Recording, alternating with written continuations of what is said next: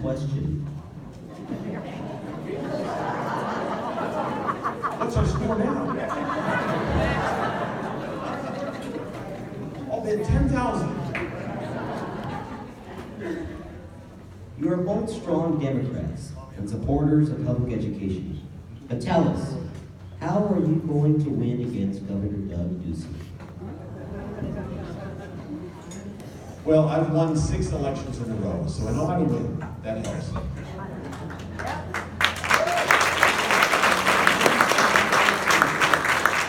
And I've been serving the legislature for 11 years, and maybe 12th session, next session. So I know the tricks it takes to actually get stuff through, even in a bipartisan way. And I've been watching Governor Ducey very closely every single day. And I've gone at him on the floor, day in and day out during session. If you don't believe me, watch the tape. This guy reads talking points. He doesn't write his own policy. The guy that writes his policy is a guy named Kirk Adams. I served with him in the House. He was actually appointed 6 months before I was first elected. He worked his way up to speaker. I understand how he operates. I understand what's happening with him. I understand why he's having secret talks to try to determine our water future in Arizona for his own political benefit and not for all of our benefits. And I know how to call him on. Kirk Adams later left the House, became the dark money fixer to be able to funnel Koch brothers money to Governor Ducey to get him elected, and now he's the chief of staff and writing all policy for the state of Arizona. So I know this guy well. I know Governor Ducey well as well. And I know how to defeat him, because there's a lot of people upset with him, even Republicans. There's a guy named Buster Johnson, a Tea Party supervisor from Mojave County, who wrote an op-ed in the Havasu News that was published in rural areas across the state. He called Governor Ducey a hypocrite. He used the word hypocrite, because Ducey says he balanced the budget without raising taxes, when all he did was shove responsibilities and costs and cuts on school boards and cities and counties, who then had to raise their taxes to balance their budgets. And the Tea Party doesn't like this any more than we do. We can beat Governor Ducey because he's not well liked by virtually anybody. And I see the polling that proves it. And with your help, we will do it together.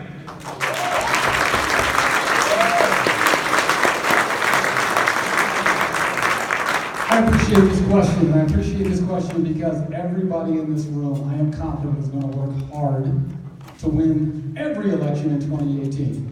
And so I want you to understand very clearly how I'm going to win. Look, we have seen statistically Democrats have been overperforming since November 2016. That means we have done better everywhere than we did before. That's going to happen in Arizona too. And the truth is, it's going to happen whether I'm at the top of the ticket or anyone, Barb's at the top of the ticket, anybody else. Because that energy is people running from something. They're running from something. But what we need to couple that, to bring in new energy and numbers that get us over the top, is we need something to run to as well.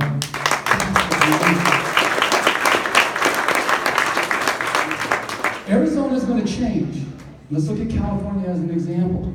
When we change our electorate, when we get communities that are not paying attention today because their day-to-day activities are too involved, people within walking distance of this school, when we get those communities to vote and to come out in big numbers, folks, that's when we win in the way that Joe Thomas said, that's when we win big. What I can bring, and what we're going to do on this, and with my campaign, is we're going to get out to an electorate. Vamos a hablar con la gente en su idioma. Y cuando hacemos eso, van a votar para yo, y vamos a cambiar el estado. We're going to get out to people in their language, talk to them in their ways, and when they come out to vote, we win big. And here's the thing, we just don't win once. We win over and over and over again. That's the plan to getting this done, folks. And we do this by having an engaged campaign. I'm proud to say that we have more volunteers in 14 than any other campaign, and they're back again. And they're back again to make sure that that day, that face-to-face discussion is there, and we're getting people on board to win so that we get those numbers and don't look back. That's the plan.